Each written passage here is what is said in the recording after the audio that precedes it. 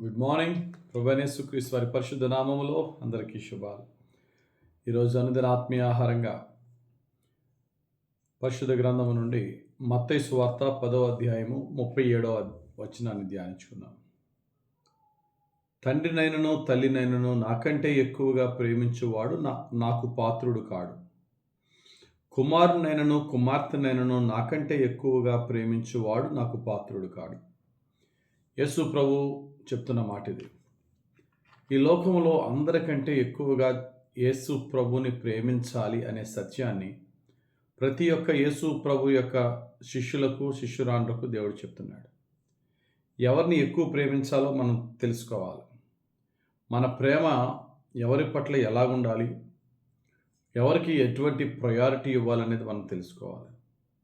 మనందరికీ కూడా తల్లి అంటే, తండ్రి అంటే, తోబుట్టువులంటే, భార్య అంటే, బిడ్డలంటే ప్రేమ ఉంటుంది. కానీ అందరికంటే ఎక్కువగా యేసు ప్రభుని ప్రేమించడం అంటే ఏంటి?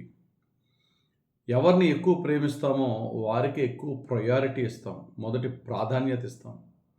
ప్రభు అంటున్నారు, నీ తల్లి కానీ నీ తండ్రి కానీ ఎవరు కూడా నాకంటే ముందు ప్రాధాన్యత నీవు ఇచ్చే విధంగా ఉండొద్దు. నేను నీ కొరకు నా పరలోకాన్ని విడిచిపెట్టొచ్చాను, నీ కొరకు ప్రాణం పెట్టాను. మన కొరకు ప్రాణం పెట్టిన వారు ఎవరు ఈ లోకంలో లేరు. యేసు ప్రభు మనల్ని ప్రేమించే విధంగా మనము యేసు ప్రభుని ప్రేమించే వారమై ఉండాలి. యేసు ప్రభు కంటే ఎక్కువగా మనము దేన్ని ప్రేమించినా ఆయన ప్రేమకు పాత్రులము కావంటున్నారు. కొన్నిసార్లు మనం తెలియకుండానే దేవుని కంటే ఎక్కువగా మనకిష్టమైన మనుషుల్ని ప్రేమించేస్తూ ఉంటాం.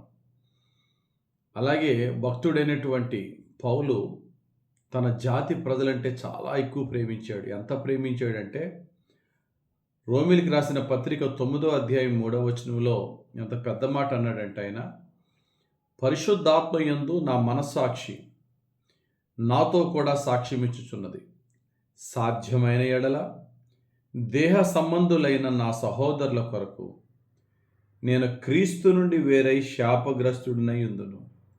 ఏమన్నారండి? నా సహోదరులైనటువంటి యోధా జాతి ప్రజల కొరకు యేసుక్రీస్తు నుండి కూడా వేరైపోయి శాపాన్ని తెచ్చుకోవడానికైనా సిద్ధమే నా జాతి ప్రజల కొరకు. ఒక్కొక్కరికి ఒక్కొక్క దేశం అంటే, వారి దేశం అంటే, వారి కులం అంటే, వారి జాతి అంటే ప్రేమ ఉంటుంది, ఉండొచ్చు, ఉంటే తప్పేమీ కాదు.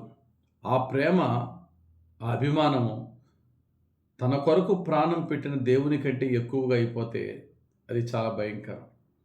అది దేవుని యొక్క ప్రేమకు, దేవుని కృపకు దూరం అవుతుంది. ఒకవేళ మనం కూడా మన కడుపును పుట్టిన పిల్లల్ని ఎక్కువ ప్రేమిస్తున్నామా దేవుని కంటే? అదేంటండి అలాగంటారు? మరి దేవుడిచ్చిన పిల్లల్ని ప్రేమించాలి కదా అంటే దేవుని కంటే ఎక్కువ ప్రేమించకూడదు. దేవుని కంటే ఎక్కువ ప్రేమించడం అంటే ఏంటంటే, పిల్లలు చేసే పని దేవుని చిత్తానికి విరోధమైతే పిల్లల్ని గద్దించి దేవుని చిత్త ప్రకారంగా వాక్యానుసారంగా మనం పెంచుతున్నామా, లేదు పిల్లల పట్ల గారంతో వారు దేవుని వాక్యానికి అవిధేయులైనప్పటికీ కూడా వారిని ఏమనుకుని ఉంటున్నాము అంటే దేవుని కంటే పిల్లల్ని ఎక్కువ ప్రేమించడం. దేవునికి ఇవ్వాల్సిన మొదటి ప్రాధాన్యత ఇవ్వకుండా ఈ లోక సంబంధమైన సుఖాలకి మనం మొదటి ప్రాధాన్యత ఇస్తే, కొండ మీద చేసిన ప్రసంగం వేసాను, ముందు ఆయన రాజ్యాన్ని, నీతిని మీరు మొదట వెతికితే మీకు కావాల్సిన వాటన్నింటి అనుగ్రహింపబడినాడు. కాబట్టి మన జీవితంలో దేవునికి విరోధంగా మనం ఏమన్నా చేస్తుంటే దేవుని యొక్క ప్రేమను మనము పొందుకోలేని వారం అయిపోతాం. కాబట్టి ప్రతి ఒక్కరు కూడా ఒకసారి మనం గమనించుకుందాం. పౌలు గారిలాగా యోధా జాతిని ఎక్కువ ప్రేమించేశాడు ఆయన. ప్రేమించినందుకు వచ్చింది ఏంటో తెలుసా? ఆ యోధా జాతి వారే చీకొట్టారు. ఎప్పుడైతే యోధా జాతి వారు చీకొట్టారో నా ప్రజలు అనుకుంటున్న వారిని ఈయన చీకొట్టేశాడు. చూడండి ఒకసారి పరిశుద్ధ గ్రంథంలో అపోస్తుల కార్యములు 18వ అధ్యాయం 6వ వచనం. వారు ఎదురాడి దూషించినప్పుడు అతడు తన వస్త్రములు దులుపుకొని మీ నాశనమునకు మీరే ఉత్తరవాదులు, నేను నిర్దోషిని, ఇక మీదట అన్యజనుల యొద్దకు పోదునని వారితో చెప్పి. నా ప్రజలు అన్నాడు. ఆ ప్రజలు ఏం చేశారట? పౌలు గారిని దూషించి ఎదురాడారట.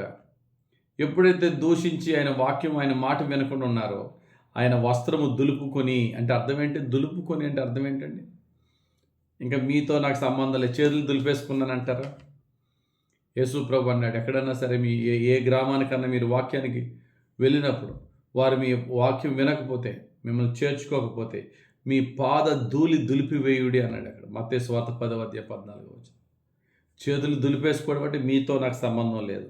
ఈయన వస్త్రం దులిపివేసుకుని నేను నిర్దోషిని, ఇక మీదట అన్యజనుల యొద్దకు నేను వెళ్ళిపోతాను. యూదులు అన్నయ్య అన్నయ్య రా రా అన్నప్పుడేమో దేవుని కంటే ఎక్కువైపోయారు వాళ్ళు. చిపో అన్నప్పుడేమో మీకు నాకు సంబంధం లేదు, గెట్ లాస్ట్ అని చెప్పి ఈయనే వాళ్ళు వదిలేశాడు. మళ్ళీ ఎవరిని హత్తుకున్నాడు?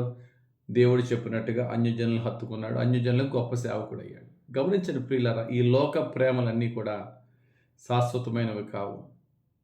యేసు ప్రభు ప్రేమ నిజమైన ప్రేమ, శాశ్వతమైన ప్రేమ, ఎప్పుడు ఒకేలా ఉండే ప్రేమ. కాబట్టి మనల్ని ప్రేమించేవారు ఎంతమంది ఉన్నా లేకపోయినా యేసయ్య కంటే ఎక్కువగా ప్రేమించేవారు ఎవరు లేరు. యేసయ్యకు మొదటి ప్రాధాన్యత ఇద్దాం. మొట్టమొదటి అందరికంటే ఎక్కువ యేసయ్యని ప్రేమిద్దాం. అది మాటలతో కాదు. అవును, నా కుటుంబం కంటే అందరికంటే నేను యేసయ్యనే ప్రేమిస్తున్నానంటారు. యేసయ్యకి వ్యతిరేకంగా అన్నీ చేస్తూ ఉంటాం.